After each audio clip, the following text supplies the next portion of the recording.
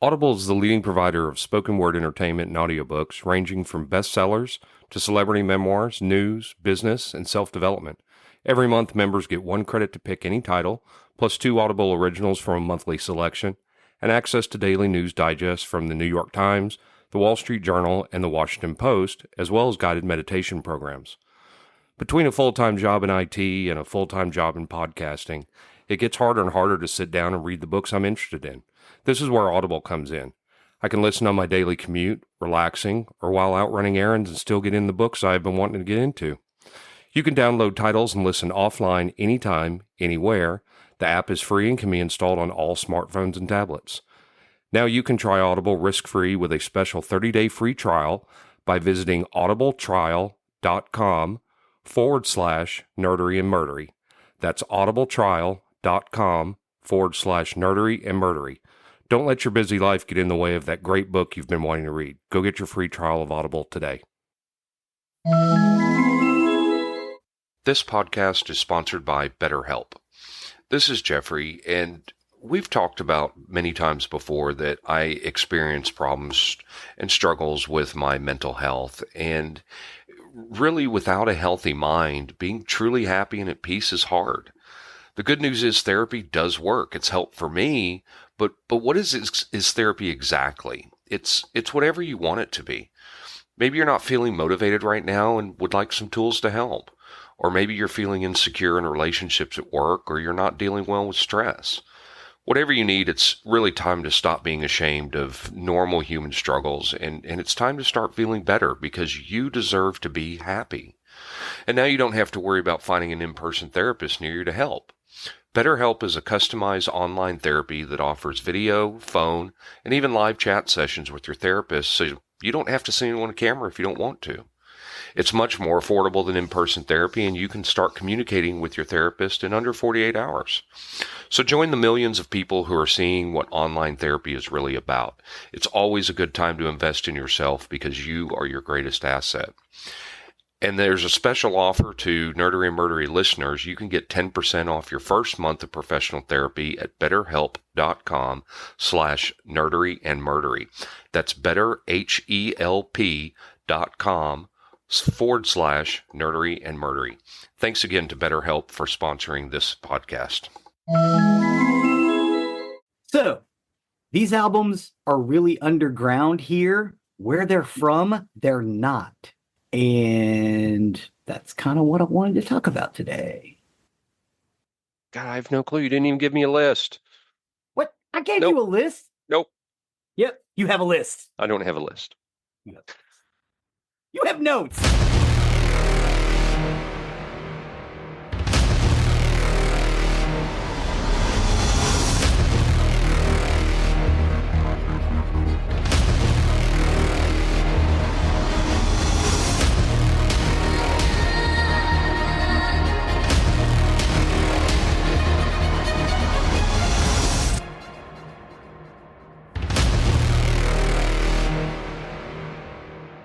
Welcome to episode 179 of Nerdery and Murdery. Big 179. I'm Zig with your nerdery. And I'm Jeffrey with your murdery. Welcome to another week of the highs and lows, the ups and downs, the good and the bad, and the nerd and the murd. So I had my second cataract surgery this week. That's a disturbing surgery. I have to tell you that. Laser beams and cutting into your eyeballs? No, that couldn't be disturbing. While you're awake the whole time. Yeah, it's a very disturbing surgery, but it went through. My right eye is much better than my left eye. My left eye still have this film over, and they gave me a sample of these drops, which they've submitted to a special RX company because apparently CVS or Walgreens won't carry this. But I'm a little disturbed. I'm waiting for them to come through with this. I've looked online, and these drops are like $1,500 a month. $1,500? Yeah, I'm like, no, you got to find something else. So hopefully my insurance will cover some of it, or may try to get it down in Mexico, see if I can get it down there. There you go. But going well. I do have to have my glasses for up close reading, but distance is phenomenal, and it's amazing how vivid and colorful everything is. Before I had my right eye done, I was looking at a light and I looked at it with my left eye and it was nice and bright, vivid. Closed my left eye and opened up my right and it was very yellowed, very tinted. And I was like, wow, I didn't realize my eyes had gotten that bad. Oh, wow. So it was pretty wild. But yeah, that's done. Still recovering from that. Nice. Still having to take 1,000 drops a day into my eyes Drops. every 4 hours. But yeah. Drops. I saw an interesting commercial the other night for an AI defense company. So companies out there now that are providing and I guess anti-AI defense. Yeah, it's really weird. And as soon as I saw that there was a company offering AI defense, I was like, "Yep, our world is over. We're done." Uh, is it called Kyle Reese? No, no, it's not. It's just I was just like really, really wild. I'd sent you a picture also earlier this week. Time Magazine has a special edition for the D&D 50th anniversary. I need to make sure D&D this goes 50th on the anniversary. website. Yes. Nice. So I think it's really cool. D&D has had their 50th anniversary. It made Time Magazine's cover. It's got a big 20-sided dice on the cover, which I think is really cool. I'm gonna have to get that magazine. I want to read the articles. Nice. Speaking of RPGs, and that's all I'm going to give about it. I am writing a book. After Michael Shanks from Two Geeks and a Microphone um, sent me his book to read, and I do have the copy of it as well. I bought the hard copy of it. Um, it inspired me. I've had an idea that's been in my head for well over a decade. I've tried multiple times to write it. Spiral notebooks, doing it by hand. I've done it in Word, and I've got these files. And I just always I could get to a certain point and I was just blocked and I couldn't continue on. I knew where this story was going to begin. I knew kind of the middle portions and I knew how it had to end, but I just couldn't ever get there. Well, I finally did. And as of the recording of this episode, I am done with first draft number one. Yep, yep. I have enjoyed immensely. I lost a lot of sleep over this book. I would literally wake up anywhere between midnight and 2 a.m. with ideas, and I got up and I would write till 4 or 5 o'clock in the morning, and then go get another hour's worth of sleep before I had to work. Um, Once the first draft was done, I slept like a baby. I'm It was great. Um, pushing him to do more. I've been throwing him joke grenades, basically. Hey, try this. and I may. So and so needs to say this. I left the ending open intentionally in case I decide to continue on. I've enjoyed it. Multiple people have read it. One of the people who read it said it made her cry.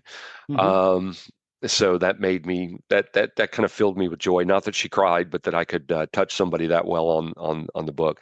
But I'll give more details as we get closer to publication. Like I said, the first draft is done. I'm now letting it sit for a few days. I've got some people reading it, give me editing options or suggestions. I'll go through the next drafts. I don't know if I'm going to send to a professional proofreader or not. I've yet to decide that, but there's several steps left to get it published. I will let you know once it's published. So if anybody is interested, they can go out and read it, and I'll give more details. Once it's ready for publish, I'll give more details about this book. But I'm very excited about it. Zig's been reading along as I've written it, um, and I just enjoy listening to the feedback. It makes me happy to know that I'm doing something that's interesting. So anyway, Zig, are you still there? You didn't say anything. I Oh, don't okay. know. Now, I've been nodding and nodding with in approval. Yes, yes, yes. All But right. I threw him some joke grenades. Yes. It was lovely stuff. All right, you got anything, or are you ready to take over on the nerdy side of the house? I am ready to talk about these three albums. Go for it. Hungry. Today we're going to talk about Magnum Come Louder from the Hoodoo Gurus, Vinyl from Dramarama, and House of Love by House of Love. Oh, now I remember I do have notes for that. Let me go find my notes. I knew you did. So the reason I wanted to talk about these three albums. So Dramarama is a band from New Jersey. They are huge, or I mean, at the time of making this, and these all came out about the same time, right about 1989, 1990, 1991. These three albums were hits where they were from. Um, but when they trickled out to here, where we are, DFW, um, they were indie hits, and I never understood why they weren't playing on regular radio. Um, Hoodoo Guru is a an Australian band from Perth. Dave Faulkner of the legendary Mannequins, who left after a fallout with frontman Robbie Portrait, James Baker of the Victims. He'd also been with Roddy Rodaj in The Scientist, uh, and then Kimball Rendell, who was formerly in Sydney punk band Rockers, XL Capri. Uh, they were all guitarists, and they met at the end of a 1980 New Year's Eve party and were joined by Baker to form Le Hoodoo Gurus. Guru's unorthodox lineup of three guitars and no bass player fused pop melodies, punk guitars, and American trash culture ethic. This was captured on their first single, Leilani, released in October of 1982 on Phantom Records. This told the story of maiden sacrifice to the gods in an erupting volcano while their true love looked on helplessly. They dropped the le to become just Hoodoo Gurus, and not long after that, they kind of put in the. They ran on the Don Lane show, which was a really important Australian um, talk show that was on all through the 70s, 80s, and 90s. Some of them did leave.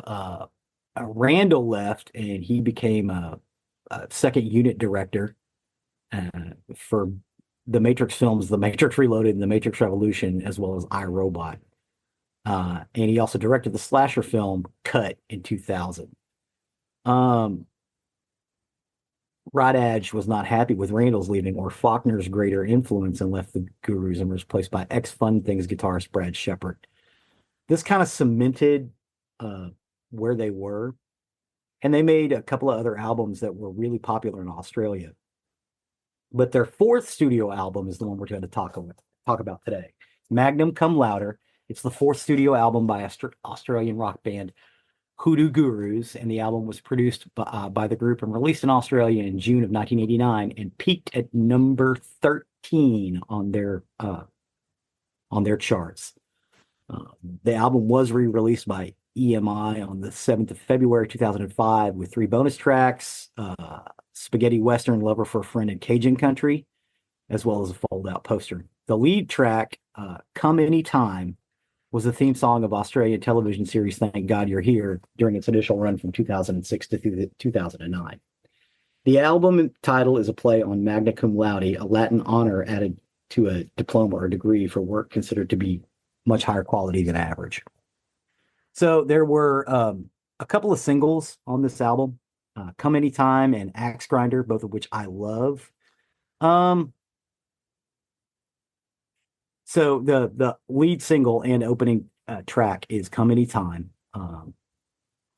And let's start by talking about that one, Come Anytime. What did you think about Come Anytime? I'm so upset I can't find my notes. I'm so upset I can't find my notes on this. You've got notes. We talked about this. I know, and I know I do, and I'm so upset that I can't find them now. These guys were big, like In Excess was big. They just didn't get big over here like In Excess did. So here's what I remember about this, and I really wish I could find, because I did. I took notes over every single song on this. When I listened to the Hoodoo Gurus, and I listened to all three albums back to back to back, from what I remember, this started off really, really, really good for me, and then took a deep dive south. I am not crazy about the last 3 songs on this album. I thought I was actually going to like this, and then I turned to not like very quickly. It started out very, very good. I didn't think it was the very first song in there. I was like, oh wow, this is really kind of cool. I think I'm going to like this, but I can't find my notes. So continue. I do remember that started off very, very well for me on Hoodoo Gurus. It really did. Yeah, Come Anytime it was an indie single here. I think it was actually top of the indie charts at one point over here. Um, that's how I was introduced to the band was from that song. I was like, oh my God, this thing is great. And then the second song, Another World, that's a pretty decent song. Not as good as Come Anytime. Another World is okay. Axe Grinder is a great song. That's a guitar rocking song. I love that tune. Shadow Me and Glamour Puss, I like. Hallucination is okay. Um, all the way is where it starts to turn south. Now, the seventh track, uh, Baby Can Dance, part 2 through 4, is is better than all the way. I don't know anything. Where's the hit and Death in the Afternoon? It, they were trying to come up with songs to put on it. That's what it feels like. The last three songs are just not good. They just aren't. And for an 11 song album, although I think the in our playlist, the one I sent you was the one with the three extra tracks. Mm-hmm. I'm not crazy about the three extra tracks either. I don't know anything. Where's the hit? Death in the Afternoon. They're again okay, but the strength of this album is the A side. And again, for our listeners who don't know, on a record you got side A and side B. Same on a cassette. The first side of this, the first six songs are great. I could take or leave side B, mostly leave, but Come Anytime and Axe Grinder are phenomenal songs and worth the listen. Again, Come Anytime was top of the indie charts, so I don't I don't understand why they weren't as big over here on just the strengths of that, as well as the rest of their catalog. Um, it wouldn't be an album I would say there's not a bad song on it. There are bad songs on this album, but the Yes. first part of it, yeah, oh yeah, and I won't disagree with that. But the first half of this album is exceptional. It's as good as REM. But again, REM for their run originally in the 80s, their first six albums didn't have a bad song on it. May not have been something you liked, but the song was quality. This is not the case. Did you find your notes? No, not yet. I'm still looking. So yeah, they're but these guys in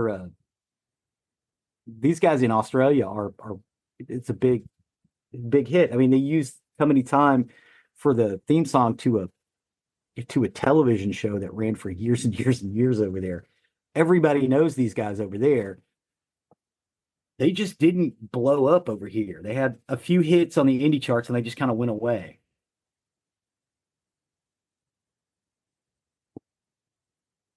The next album is Vinyl by Dramarama. In 1982, Dramarama formed in the basement of a record store in Wayne, New Jersey, owned by founding member Chris Carter. Carter operated the alternative record store Looney Tunes Records, previously known as Dirt Cheap Records. Initially, the lineup consisted of singer-songwriter John Easdale, Mr. E-Boy, Mark Englert, and Carter, later joined by Peter Wood on guitars and Ron Machuga on drums. The evolution in combined effort prompted the emergency of the DPW, a local parody named in honor of their hometown Department of Public Works, and reincarnation, the Fucks. The band emerged in North New Jersey, where at the time there was a scene with radio station WHTG 106.3. Sorry, I've got a New Yorker in the room who recognizes some of this stuff. Princess Lattimore. She wanted to see how podcasts are made, so she's watching it. It's like, it's not that interesting. It's more interesting once they're out. And venues such as the Stone Pony, Green Parrot, and Fast Lanes, featuring other local bands such as Red House, the Smithereens, the Whirling Dervishes, and the Blazes. All of which, well, the Smithereens and the Blazes we've talked about. We've also talked about these guys too, Dramarama. Yeah. In 1984, keyboard player Ted Ellens and drummer Ken Mouthenot replaced Machuga, joined the band, and Dramarama released their first EP, Comedy, which was self-funded. And after that, they released 1985 Cinema Verite on a French label called New Rose Records. And it was released in the U.S. after receiving airplay on K-Rock FM in Los Angeles because of disc jockey Rodney Benningheimer, who first thought the band was actually French because they were on a French label. Posh Boy Records then hooked up with them and kind of re-released the single "Anything Anything," which was a big underground hit. That song has been featured on A Nightmare on Elm Street 4, The Dream Master, and was covered for the East Timor Benefit album.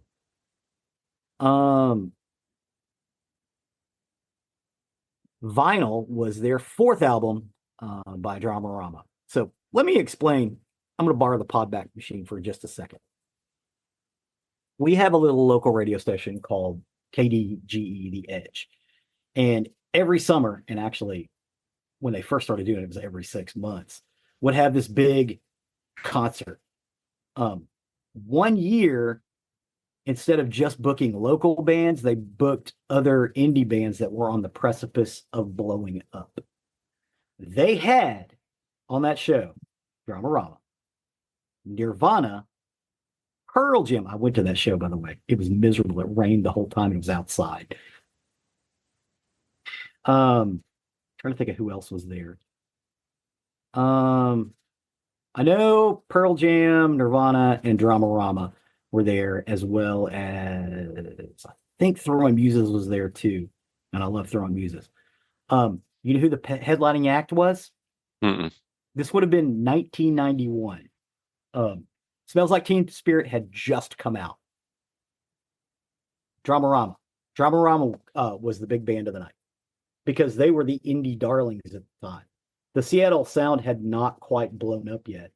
It was just starting to gain momentum.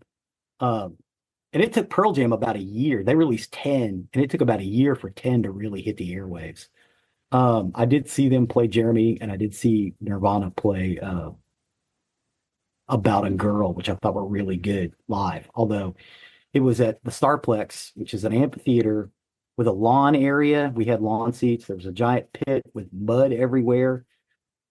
I was miserable the whole time. We left before Dramarama played because I was cold and wet because it happened Octoberish, about this time that we're recording this, mid-October. It was terrible. And I was so pissed because I wanted to see Dramarama. I was like, Pearl Jam's all right. Yeah, Nirvana's all right. Yeah, they're getting some airplay, but it's not anything or haven't got a clue. So the track listing are Until the Next Time, Haven't Got a Clue, which was an indie hit, What Are We Gonna Do, Classic Rot, Memo from Turner, which was a song, it would cover by a Rolling Stones song, Train Going Backwards, I've Got Spies, In Quiet Rooms, Ain't It the Truth, Tiny Candles, I'd Like to Volunteer Please, and the hidden track, Steve Is Here at 108, which I kind of like. But the track is indexed as 12 through 99 if you're on a CD. But yeah, these guys were the indie darlings of the time. I like every song on this album. What did you think about Vinyl by Dramarama? Well, shit, I don't know. I can't find my notes. You don't remember the second album? I do, and I really wish I could find my notes on this. I think I might have changed my laptop out since I did those notes, so I'm checking my other laptop right now. Oh, okay. Continue on, and Okay. I'm gonna see what I can Okay. find. All right. So Haven't Got a Clue. I heard that after I'd heard Anything, again, which had been on a an album or a soundtrack for one of the Nightmare on Elm Street films. Hmm. And I love Anything. It's just a rocker. These guys are a hard charging rock band. Especially that northern New Jersey sound, which had like the Smithereens and the Plimsolls and trying to think of the Blazes. Love the Blazes. The Whirling Dervishes. They were playing at places called the Stone Pony, which was a big place in New Jersey at the time. Um, I like Steve is here just because I think it's funny. But Until the Next Time is a great song. Haven't Got a Clue is just it's amazing. Uh, Two Kittens Die on Christmas is the first line of that song. It's just like, wow. What Are We Gonna Do is a great one. Classic Rot. I love that one. Memo from Turner, which is an album track by the Rolling Stones, and I can't remember which album it's on. Um, I'm not crazy about, but I don't think the Rolling Stones have made anything remotely good since Some Girls. I think they're going on bravado and past glories, Hmm. you know. No, I'm not a big fan of the Rolling Stones anyway. And they got sued by Willie Dixon for basically ripping him off on their first two or three albums. I, it's like I kind of think of the Rolling Stones the way I think about Aerosmith. Yeah, they had some good tunes, but they're just rockist. We've talked about that in the past. I don't like rockism. Just because you're up on stage, you don't have to live a a prolonged adolescent life, which leads to excess, which leads to bad music. Right. You should be a musician first. And again, even if you're just a singer, you're still a musician. Your voice is your instrument. It needs to be about the songwriting. It needs to be about, and again, I'm nothing against stage shows. It needs to be about the stage show, making the audience happy. Nothing against that. But production value means a lot to me. The same with making albums. It's a piece of art. That's the way you need to look at it. Right. Um, but a lot of these bands, they get away from all of that, and it's just about making a product. And I think the Rolling Stones started making a product as early as 1970. And what's really sad is ever so often they would come out with an album that's really good, like Some Girls, which came out in like 1980.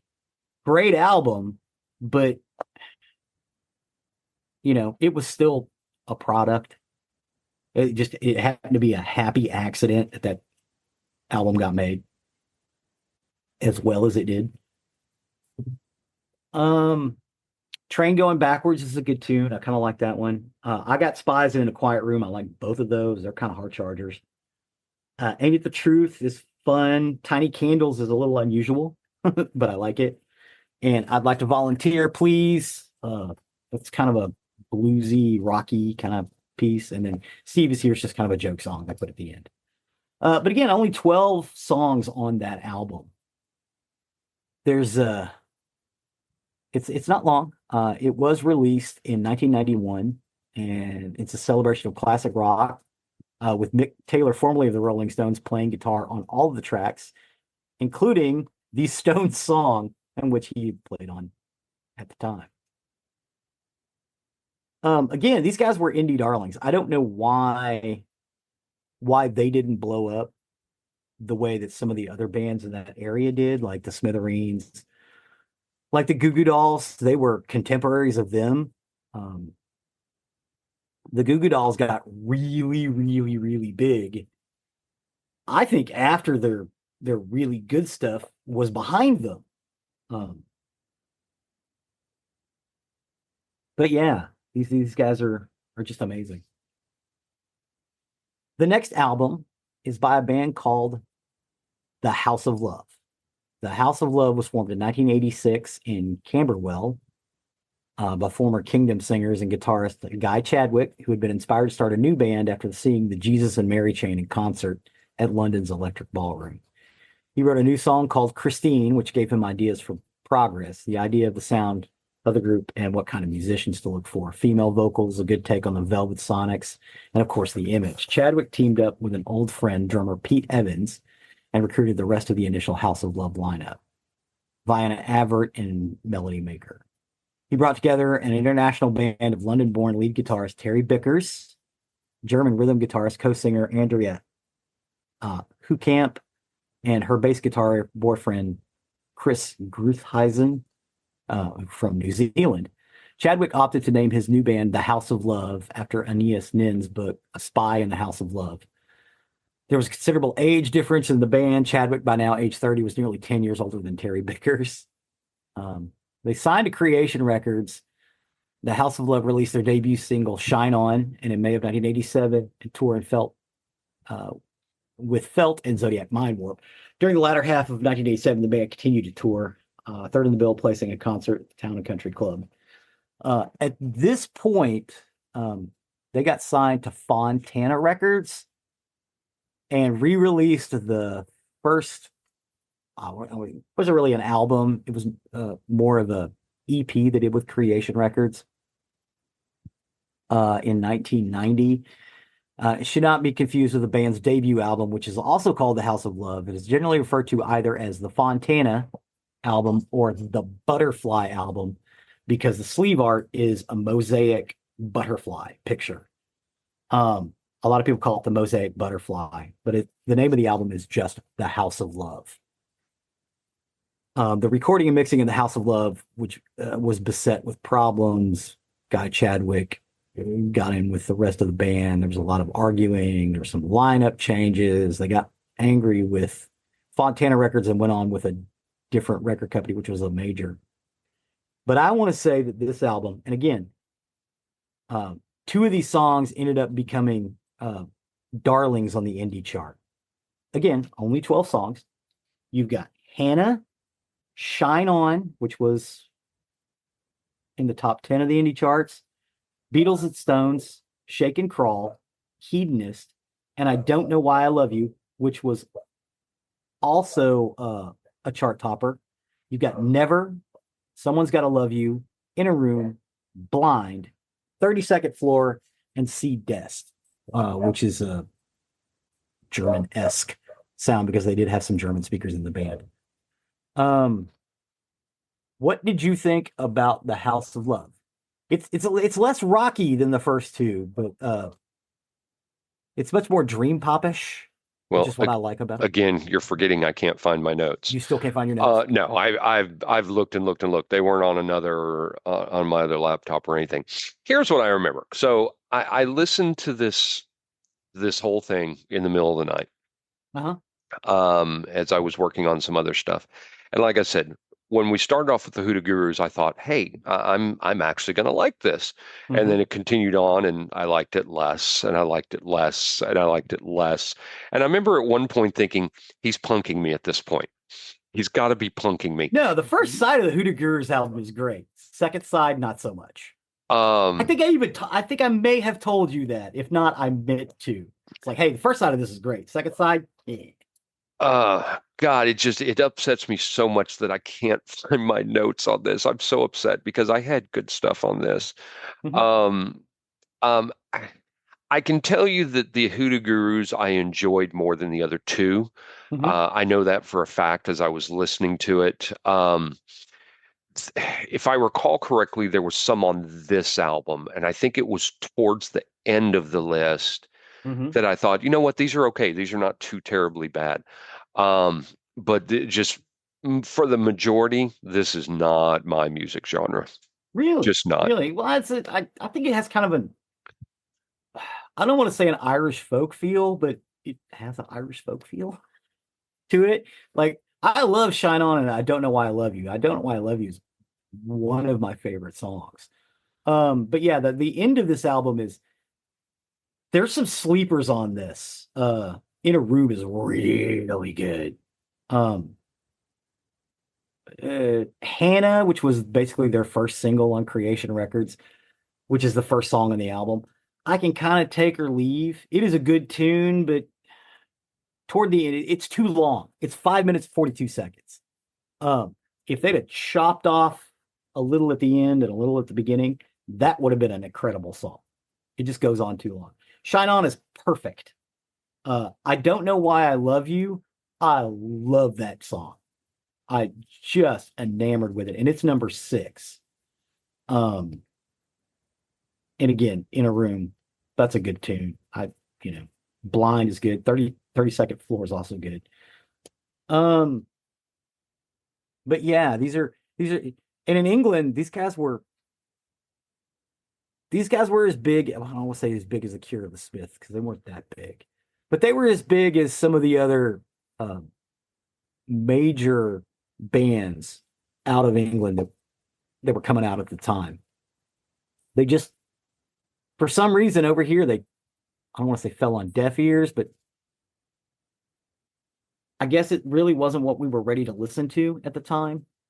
Because I hear a lot of people later on that sound like the House of Love to me. Um, like 93, 94, even into 95. They have well, I don't want to say it. I'll do it the other way. To me, some of the album cuts of the Gin Blossoms, especially the stuff that the original guitarist who passed away wrote, sound a lot like some of these House of Love songs. And I'm thinking that dude had this album and heard it and processed it through into some of the recordings. Um, Doug's Doug Hopkins. Yeah, Doug Hopkins. Because the first two Gin Blossoms albums to me sound a lot like In a Room, Someone's Gotta Love You, and again, I don't know why I love you. But not the hits, the other stuff, the album cuts, like well, Mrs. Rita played got played on the radio, but Mrs. Rita sounds like the House of Love to me, as well as Competition Smile on the second Jim Blossoms album. Sounds a lot like stuff from the Butterfly album. I keep wanting to say the Butterfly album. It's called the House of Love. So you were really into the last few songs in that record? That I recall. What in the world's going on here? Um, I just can't find anything on it. Which makes me so mad. Um, trying You had to. some funny stuff. I did have some good stuff in here, and that makes me so mad. And I'm just curious why my office is all blurry. Okay, there we go. There we go. Because I listened to all these in the middle of the night. Mhm. Um, and I remember very well once I started getting into it. And what bothers me is all my notes are supposed to automatically back up. Yes, They automatically back up to my OneDrive, and I've gone into my OneDrive, and they're just not just not there. there. Um, Do you think which you may have is deleted them by mistake? which is weird. No, I know I didn't. I just apparently went crazy, I guess. Okay. Which is entirely possible that I just went crazy somewhere. I remember hearing these, and like I said, I very specifically remember liking at the beginning of the Hoodoo Gurus, um, which makes me upset that I don't have the rest of the stuff. Um, but the rest of it's just not mine. This is not my style of music for the most part, most of it. I do remember some of the last pieces of it um, being ones that I thought were okay. So you're just going to have to take Zig's word on this. I'm just gonna say I probably hated the doll. Most likely, I probably just hated the Go doll. to the YouTube playlist and listen to the stuff, dear friends, and check it out and figure it out. Again, I would say Shine On, I Don't Know Why I Love You. Haven't Got a Clue. Ain't It the Truth? Come Anytime and Axe Grinder. You guys should all check those out. If you don't do anything else, two songs from each album. Um, Go check those out. We'll wait. I'm not waiting. Okay, they're back. I love that. But yeah, that's basically it for those three albums. I love all of that stuff, and I don't understand why this wasn't playing on major radio, and a lot of this stuff got overshadowed on indie radio because again, this is the same time when the Seattle sound was blowing up all over indie radio and then took over mainstream radio. So these guys just kind of got left in that wake because that's not their sound. Um, so it's a shame to me because these guys, I think these guys could have had long careers. Um, all three of these bands are still touring, so you can go check them out. Cool. Coming to a town near you. Well, give a listen to it. Go out to the YouTube playlist. I know for a fact that's where I listened to it, and I know for a fact I wrote notes somewhere. I just have no idea where I saved it. And like I said, my files auto back up. My word is on auto save and it auto backs up to my OneDrive. So something weird happened somewhere. Maybe I just overwrote it. I have no idea. So Also, weird. we have a guest who's watching from the background, a friend of mine who wanted to see how podcasts work. So if you see a head poking up, that's who that is. Awesome. All right. Well, with that, we will step over to the murdery side of the house.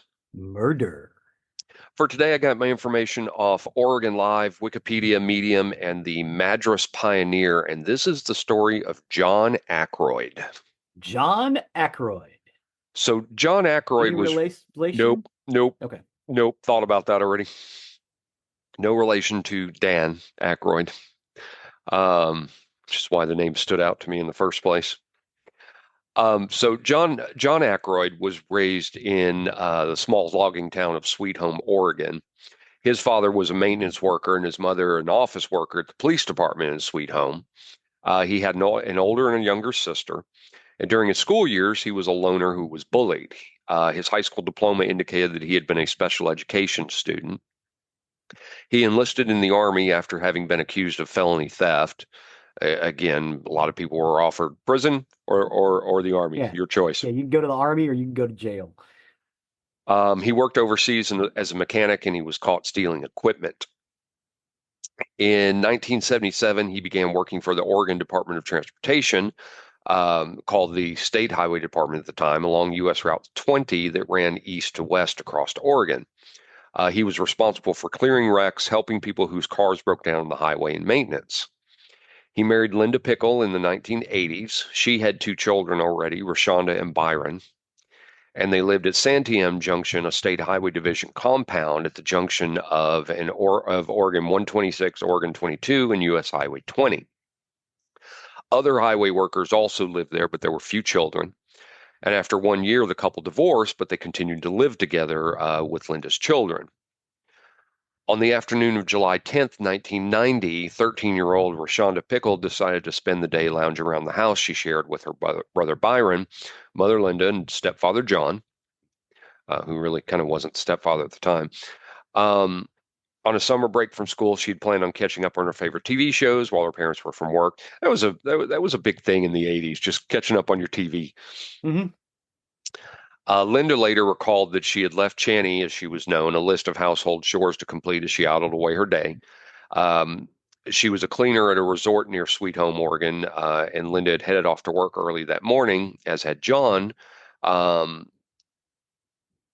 as I said, they had divorced a year earlier. So the Mm-hmm. fact that they were calling her stepfather was, it was just a title at that point. They weren't really married. Um, he was unable to make ends meet without the substantial money he earned as a highway mechanic for the state. And so she had allowed her former spouse to continue living with the family despite the breakup. Okay. So the events of that afternoon are kind of shrouded in mystery, but what is known is that John had knocked off early from work, later explaining that a part he needed to repair a snowplow had not been delivered in a timely fashion. So, with no means of completing his assignment for the day, he said he headed home. And according to John, Channy had been on the sofa watching TV when he entered the home, which was a small community situated at the juncture of Highway 20, often referred to as the Lost Highway. Figuring she was tired of hanging around the house, he suggested they go for a drive. She declined, though, because she had a list of chores she still had to do. But not wanting to waste the day, John said he set off for destinations unknown, which left Channy home alone once again. When he returned home some 2 hours later, there were no signs of her. Later on, John picked Linda up from work, and they discussed Channy's absence, but neither of them had found her sudden disappearance concerning. So instead of leaping into action, they had gone home where they had dinner, which followed by sex at John's request. Um, This last part was almost unheard of because apparently John had a low libido. Hmm. And when an investigation was finally launched into the case, authorities took note of the odd timing of this very rare show of intimacy. It was only after night had fallen over the valley that Linda wondered aloud if something had perhaps happened to her daughter. And she was also perplexed by the fact that Channy had neglected her chores, which she had been assigned, because she was a reliable child and she'd often bent over backward to please her mother, and it Yeah. wasn't like her to shirk her Yeah. She responsibilities. she got her list done. Yeah. Right. Um, Sorry, I have a squeaking dog down there somewhere. So John was unbothered by this, and he advised Linda to just wait a day before getting law enforcement involved. And with that, they just pushed the thoughts of Channy aside and watched a movie and then went to bed. Thought was very odd. Hmm. But anyway, there was It no was the word. 80s, man. I know, but okay. So in the 80s, I had to be home when the street lights came on. Yeah, but wasn't she like a teenager? She was a teenager. But if I hadn't returned home without word overnight, Yeah. my parents would have been worried well before morning. Yes. Yes. Um, so there was no word from Channy by the morning, and so Linda called the police. And the officer who took the reports noted that there was no sense of urgency in her voice as she explained that her daughter, who was a homebody who never wandered off on her own, hadn't been seen since the previous day. The officer asked why she hadn't called sooner, and she stated she thought that 24 hours had to pass before someone could be considered missing. Not And true. no, and it didn't do any good at this point, but the officer did inform her, no, that rule did not apply to minors. Yeah, that's just a good rule to put out there. If they tell you somebody has to wait 24 hours, push, Hmm. push. Because it's not true It anywhere. is not true. It's not true anywhere. As we have discovered, Yes. not true anywhere. You No. do not have to wait 24 hours for a missing person, Um, especially a minor. 100%. So there was a search of the family home, but then nothing was uncovered. There was no signs of a break-in. There weren't any indications of struggle had taken place. None of Channy's personal belongings were missing. So that led detectives to believe that if she did leave on her own, she didn't plan on being gone long. So the investigators' curiosity was piqued when they went to have a word with John and found him furiously painting the tailgate of his truck. Seeing as how he was the last family member to see Channy before she vanished, they found his sudden need to slap paint on his vehicle a little suspicious. Mhm. So they began questioning him, but rather than focus on that, John made inappropriate comments that dealt mostly with the missing girl's physical attributes. He described her as pretty, and he had marveled about how quickly she had developed in recent months. He couldn't remember her birthday, but he had no trouble rattling off her bra size, despite the fact that no one asked. Mhm. He also knew the last time she had menstruated. Mm. When he had been shown a pair of panties that had been discovered in a wooden area not far from the house, he became visibly aroused. Mm. Officers did enter the undergarments into evidence on the assumption that they had belonged to Channing, and although they didn't have probable cause to arrest John Ackroyd at the time, investigators suspected that the girl had met with foul play at the hands of him. After speaking with some of her friends at school, they knew they were on the right track. Chaney's best friend told detectives that John had been sexually abusing her for months, if not years. The situation had become so intolerable that Chaney would bring an overnight bag to school every day in the hopes that someone would take pity on her, allow her to sleep over at their house. Several of Chaney's other friends corroborated this. They added that she would often say she was afraid of her stepfather, who abused not only her, but also her mother and brother. She feared being alone in the house with him and would go out of her way to avoid being in his presence. And it was clear to detectives that she never would have stayed in the house on the day she was last seen had she known that John would be coming home early. Other disturbing facts the investigators got about the inner workings of the household from acquaintances of the family who preferred to keep their names out of the news. They contended that the abuse was common inside the home, most often dished out by John. Linda's children had suffered regular beatings at the hands of John, and on more than one occasion, Channy had come to school with her eyes blackened. She would also be seen with bald patches where portions of her hair had been forcefully yanked from her head. Since Wow. these incidents occurred back in the day when school officials weren't required to report suspected abuse, the adults who saw the girl's dire condition had simply looked the other way. That was very common back then. They would Very just, common. and not just school officials, but adults in general Hmm. would just look the other way, thinking, I don't need to get involved. This I is do not not some, need to get involved in this. I do not need to get involved in this. I do not need to get involved in no. this. And that's a terrible thing from that Yes, time period, but I'm telling you, it was common. very, very common. Um, so when Kids, John's, if you're out there listening, if you you're want out, to have some tough conversations, talk to your Gen X friends. oh yeah, Talk to them because yeah, because it's a lot of them. yeah. So when John's employers learned that he had kicked off halfway through the day, they were livid. Not only had he left without asking, he'd also neglected to complete his workload. His story about being unable to repair the work plow due to delayed parts was pure fiction. There was never any shortage of vehicles that needed fixing, and John should have known that. So in the coming weeks, detectives would pay John numerous visits, each interaction more bizarre than the last. Ostensibly to aid in the investigation, he would offer his theories regarding of what had taken place on the day Channy disappeared. He speculated that she had been taken by surprise by someone who found her in the home, alone and vulnerable. After hitting her on the head with a blunt instrument, her abductor had tied her up and placed a gag in her mouth to stifle her screams. Once she was subdued, the stranger had taken her into the woods and assaulted her at knife point.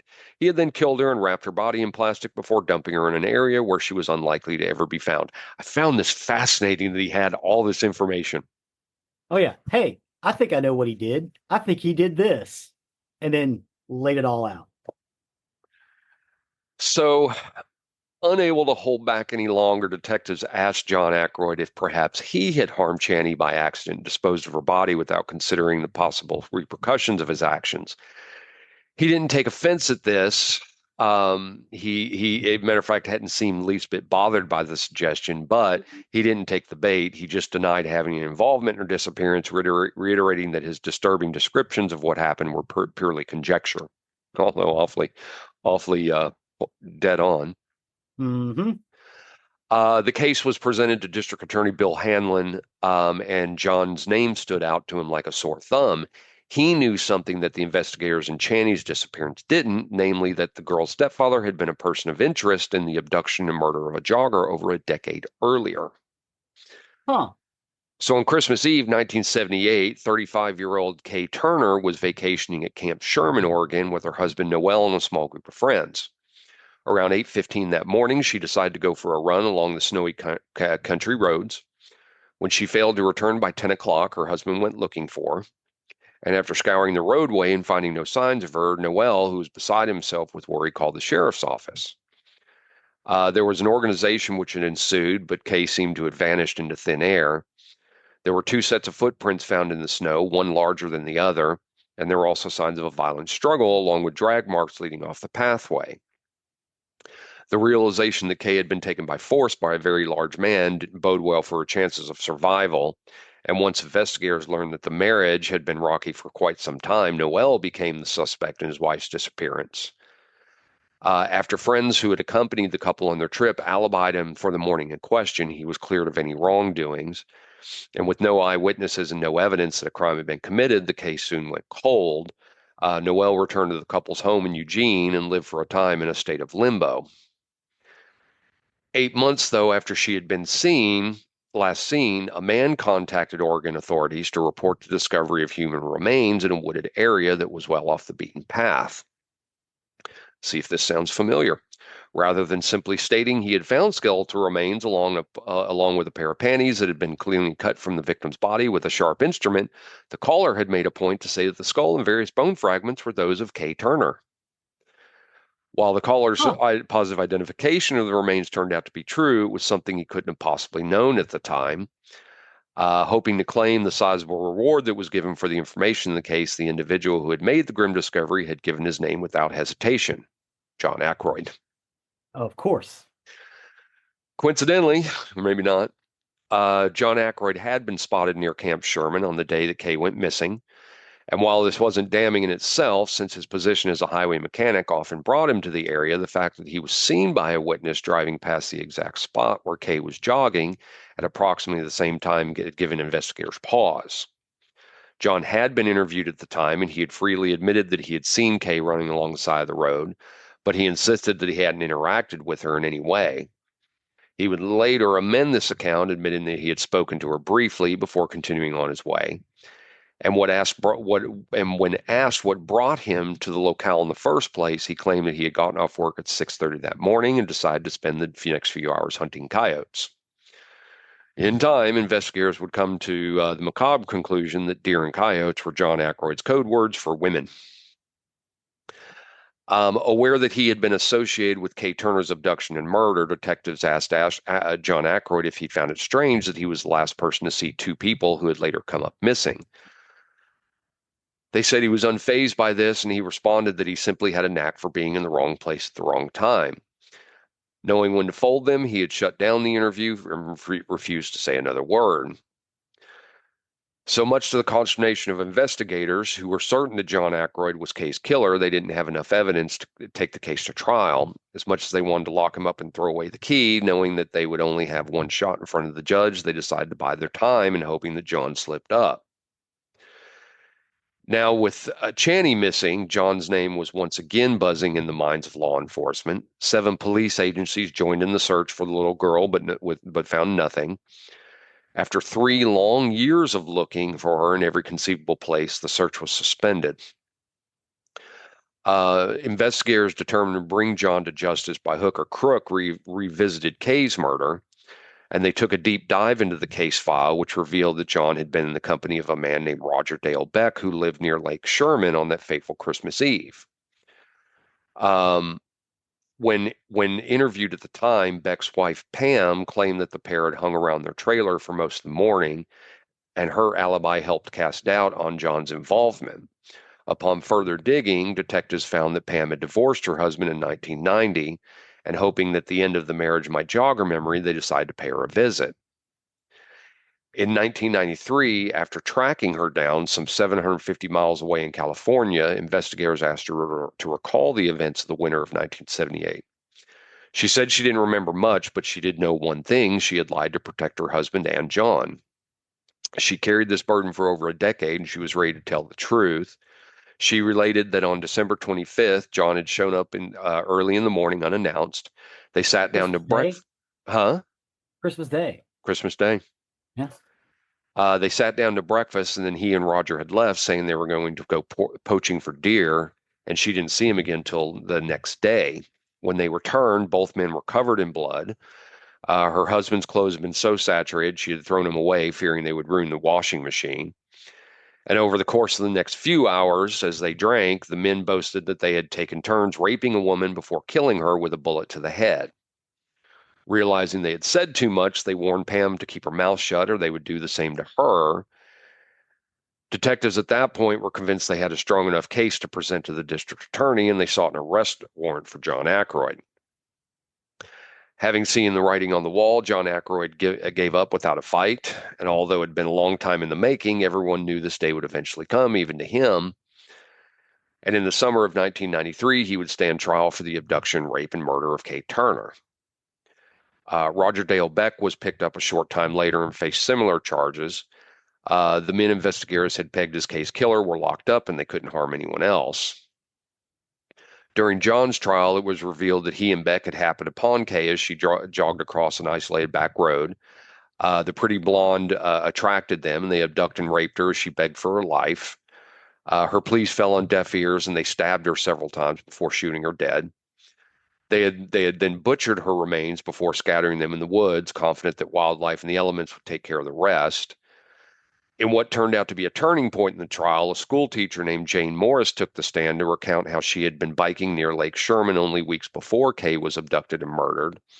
She was 24 at the time, and she had been alone on a back road, very much like the solitary jogger from Eugene. She was pedaling along on her way home from work, and she spotted a man standing beside a pickup truck parked alongside the road. As she grew nearer, the imposing figure pulled out a gun and ordered her to stop. She made a split-second decision, the one that probably saved her life, and she sped past him, expecting at any moment to be shot in the back. But fueled by adrenaline and fear, she made it home safely. She reported the incident to authorities, but the gun-wielding stranger was long gone by the time they arrived on the scene. But in front of a packed courtroom, Jane pointed out John Ackroyd as the man who had tried and failed to abduct her at gunpoint in 1979. In what's completely common, John Ackroyd did not take the stand in his own defense. Following 4 hours of deliberation, the jury found him guilty on all counts and he was sentenced to life in prison. 3 months later, Roger Beck was convicted of aggravated murder, and although he has come up for parole 6 times, his attempt at freedom has thus far been rejected. Today, at the age of 73, he sits in prison, never having admitted guilt or shown any remorse for his role in Kay's murder. So authorities were pleased with the verdicts, but the detectives involved in Channy's case wanted to bring closure to the family, which mainly consisted of her brother Byron, who had been her closest ally in life and now more than likely in death. In 2013, after a 23-year wait, the DA presented Channy's case to a grand jury, and after careful review of the evidence, which was admittedly circumstantial, John Ackroyd was indicted for his stepdaughter's murder. When the case was finally presented to a judge and jury, Channy's mother, Linda, was not in attendance. She had relocated to California years earlier, and she had chosen to forego the proceedings. Her biological father was also notably absent, and as had been the norm for the duration of her short life, only Byron, who was now 37, showed up to advocate for the sister he had loved and lost. Linda's reluctance to appear in court had come as no surprise to those who had observed her behavior after her daughter went missing. In interviews given to both press and investigators, she had steadfastly stood behind John Ackroyd. Contrary to Byron's recollections and those of Channy's closest confidants, she claimed she had never seen any signs that her children were being abused by the man that she had brought into their lives. When it became clear early on in the trial that John Ackroyd might walk due to a lack of substantial evidence, prosecutors decided to offer the defendant, who was already incarcerated for the murder of Kay Turner, a plea deal. And with Byron's stamp of approval, John Ackroyd pleaded no contest to Channy's murder. No years were added to the life sentence he was already serving, but the arrangement would make John Ackroyd ineligible for parole should the opportunity ever arise. And unfortunately, despite the fact he's never admitted to taking Channy's life, he had refused to reveal the circumstances of her death or where he disposed of her body. He may not remember. He may not. It really sounds like he's done more than 2 of these. Oh, we're getting there. Yeah. We're not done with him yet. Yeah. In a bitter turn, John Ackroyd's life behind bars proved shorter than anyone had anticipated. On December 30th, 2016, a mere 3 years into his sentence, he passed away at the age of 67 from natural causes.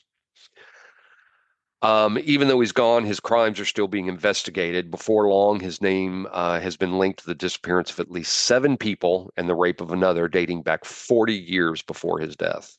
Yeah. In 1977, 20-year-old Marlene Gabrielson had a terrifying run-in with John Ackroyd that, had authorities taken her claim seriously, might have saved more lives. Her nightmare unfolded when Marlene and her husband decided to take a much-needed break from their lives as a parents to newborn. With the baby safe and sound at Grandma's house, the couple had left their home in Sisters, Oregon, and driven 90 miles to the rodeo. When it started getting late, Marlene was ready to go home, but her husband wanted to stay a while longer and hang out with his friends. Exhausted and in no mood to argue, the mother walked away in a huff, telling her oblivious spouse that she would hitch a ride. As she made her way towards the highway, a pickup truck pulled up beside her, and the driver, a burly fellow who seemed amiable enough, asked where she was headed, offered to give her a lift. She had no other options, so she thanked him and hopped in. John Ackroyd? Once she was seated, Marlene noticed there were no handles or window controls on the passenger side door. She thought it's kind of strange, but she was too tired to care, and within a matter of minutes, she was asleep. An hour or so later, she woke up to find that they had stopped moving, and rather being on the road to Lebanon, where her mother-in-law lived, they were parked on a dirt road in the middle of nowhere. And as she tried to process what was happening, the man ripped off her outer clothing. He sliced off her boots and panties before raping her. And throughout the ordeal, Marlene begged her attacker to let her go, telling him over and over again she had a newborn waiting for her at home. But miraculously, her tearful pleas worked. So once he was satisfied, he pulled back onto the highway and continued towards Lebanon. After cautioning her to keep her mouth shut if she knew what was good for her, attacker had dropped her off and driven away. She immediately told her mother-in-law what happened. Police were called, and Marlene was taken to a hospital and treated for bruises and abrasions she had suffered during the assault. A rape kit was also performed, which confirmed that sexual contact had taken place, Yeah, but they but couldn't get DNA back then. they couldn't. But but the thing about it is, officers didn't even believe her version of the events. They knew she'd been drinking that evening, which led them to believe she concocted the story to cover up the encounter with the stranger that she had met. She did identify John Ackroyd as her assailant, but because she was unable to recall every last detail about him and his vehicle, no charges were ever filed. Huh. In May of 77, 14-year-old Rodney Grissom and his 15-year-old girlfriend Karen Lee ran away from their homes in Oregon, destined for California. They wanted to experience life to the fullest, and their last communication with family members was made from a payphone in Sweet Valley, which happened to be where John was living at the time. This pair hasn't ever been seen or heard from since. And although what became of them is unknown, long after they went missing, hikers found garments strewn along a desolate mountain road, including a pair of jeans which had been sliced down the middle. The remnants were positively identified as the clothes Karen was wearing when she left home on May 25th. And since John Ackroyd was known to cut the clothing off his victims, he's considered a possible suspect in their disappearance. Rodney Grissom's wristwatch, keychain, billfold with the cash inside, and an ID card from the Bureau of Labor were later discovered in a rural area off the Lost Highway. To this day, the teenagers are classified as endangered missing. On February 19th, 1978, the body of 22-year-old Elizabeth Musler was discovered in a shallow grave on the outskirts of Lebanon, Oregon. She had been missing since August 25th, 77, when she vanished in broad daylight. Her killer's identity remains a mystery, though it wasn't lost on investigators that she was found in the heart of Ackroyd's hunting grounds. A skull was uncovered in the same area that is yet to be identified, and this nameless faceless victim is only known as Snow Creek Doe. Another instance, a skull was discarded along a pile of tattered clothing in a wooded area off that highway, and this was dubbed Swamp Mountain Doe. And all authorities know she was a young woman who met with a violent death, nothing more. On August Time 27th, period. same time period, yep. Yeah. On August 27th, 1978, hunters stumbled upon the badly decomposed body of a woman partially buried near Finley Creek. She was pregnant at the time of her death, and she remains identified and unclaimed. For the past 45 years, she was simply known as Finley Creek Doe, also in the same area. In Same, 1980, at the same time period. mhm. In 1984, a human skull, cache of bones, and a single tooth were found in the wilderness that surrounds the roadway. Thanks to advances in DNA technology, however, she has been identified as Wanda Ann Hare, who had vanished in the summer of 76 at the age of 19. No cause of death was evident due to the ravages of time, but it was apparent that her demise hadn't been natural. Same period of time, same area. In 1992, 2 years after Chaney was last seen, 17-year-old Melissa K. Sanders and her best friend Sheila Swanson, who was 19, went on a camping trip with Melissa's family to Beverly Beach State Park. They grew bored of the outdoors and they asked their boyfriends to take them back to the city. But when they refused, the teens decided to hitchhike. Sheila was deathly afraid of the dark, so they waited till the sun came up before setting out for home. When Melissa's parents got up a few hours later, saw the girls had taken off during the night, they hadn't been overly concerned because they were independent girls who were known to disappear for days on end, and their behavior was nothing new. Very strange in 92, that Yeah. was the behavior. Yeah. But anyway, Yeah. after 2 weeks passed and there was no word from the girls, Melissa's father reported her missing. No one had bothered to do the same for Sheila, and she was considered missing by association. Although she hadn't gone to police, Sheila's mother had printed up dozens of flyers, which she posted all around the town of Lebanon. It would later come to light that John Ackroyd had shown up at the state highway shop in Sweet Home on the night the girls were last seen, and his hands and forearms were covered in blood. A familiar figure at the stop where the highway mechanics regularly parked their vehicles while out on the job easily recognized him that evening. And when one of the workers had asked what was going on, John had replied he had hit a deer. Rather than leaving the carcass on the road, he had gutted it before discarding the remains in the woods. This explanation didn't make a lot of sense, but the men brushed it aside as Why just gut it and another. not take it home? I know exactly. They just brushed it aside as John being John. Yeah. So John then Gutting a washed up deer in. is not easy. No, no. So John washed up in the restroom, and then he got into his truck and he headed home. Months later, one of the witnesses that night, Marvin Laurent, had contacted authorities after hearing on the news that the bodies of two young women had been found dumped along the same route John was traveling that night. Not surprisingly, the victims turned out to be the missing teenagers. Sheila was found with her ankles bound. There was a used rivet lying nearby. Scene technicians would conclude that the rivet matched those used by highway mechanics. Melissa's remains had been so ravaged by scavengers that she was no longer recognizable. The medical examiner surmised that the girls had been strangled to death, though the advanced state of decomp made it impossible to know for sure. But unlike the other victims, Sheila and Melissa had known and unfortunately trusted John Ackroyd. They were frequent patrons of a local hangout called Sherry's, and they had seen him around enough to let their guard down. They most likely believed he was a good guy, and they wouldn't have hesitated to accept a ride from him. Because they Other knew re- him. exactly. Other regulars recalled overhearing the girls telling him about the camping trip and its location, and upon learning where they would be, most likely John Ackroyd had invited them to accompany him to a shindig near the campsite. Investigators noted that Melissa and Sheila would have been hitchhiking along US 101 leading to Highway 20, and this is also the route John Ackroyd took on his way to work each morning, putting them directly in his path. 2 weeks after Sheila and Melissa were found is when John Ackroyd was arrested for the murder of Kay Turner, and this is when his killing spree would finally come to an end. In 2016, just as prosecutors were preparing to indict John for the murders of Sheila Swanson and Melissa Sanders, their office received word that he was dead, and with no defendant left to try, they closed the case. Honestly, at the end of the day, there's no way of knowing how many lives were lost at the hands of John Ackroyd. He was a cold-blooded killer.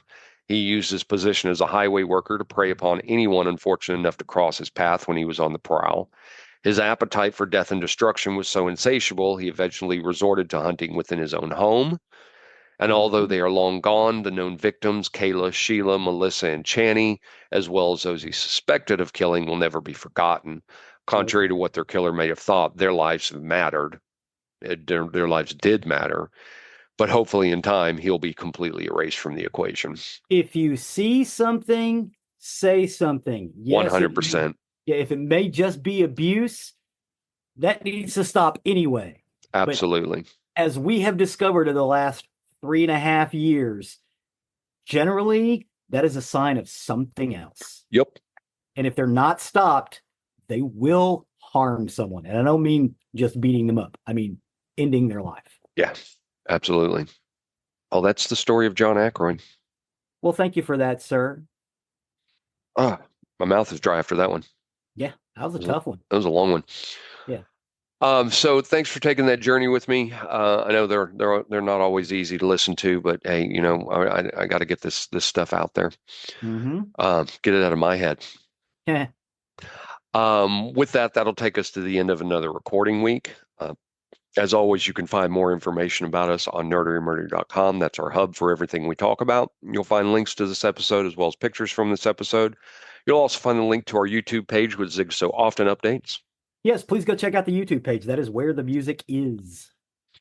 Check out Good Pods as well. There's links to our Good Pods on there, as I talked about recently. That we hit number 3 in nerd culture, which is pretty much all attested to Zig. So that's awesome. Check Thank you, out the other sir. stuff on there. We do appreciate it. You can also find the link to our merchandise page, where if you wish to show off your nerdery murdery fandom, please do consider purchasing something for there. That you'll also find the link to our Patreon, where if you wish to become a patron, both our merchandise and our patrons do help with the costs that are associated with the show. It costs to keep us on the air, keep things uploaded, our storage, and everything that goes along with it. I promise it does not go to our fabulous Lamborghinis, our fabulous mansions, and fabulous vacations we take around the world. Please and thank you. Please and thank you. Last but not least, if something free you can do, you can leave a 5-star review wherever you can. It really helps us and helps others find our content that may be looking for the information that we're talking about. So with that, I have been Zig with your nerdery. and I'm Jeffrey with your murdering. Cue the music.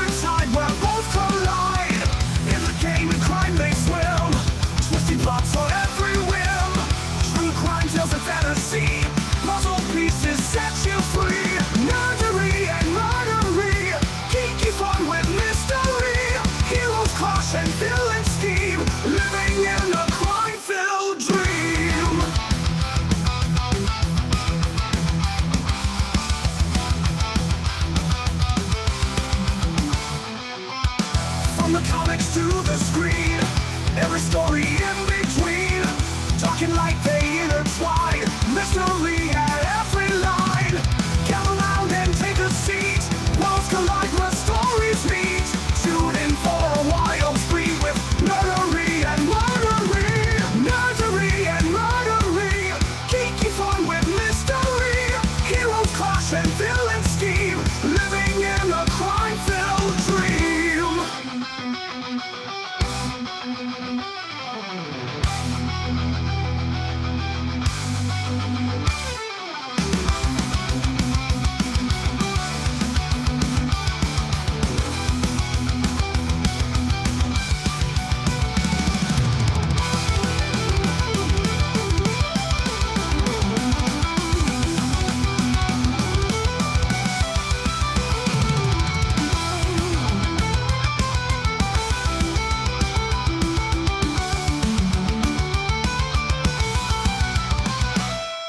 Nerdery and murdery, geeky fun with mystery, heroes clash and villains scheme, living in a crime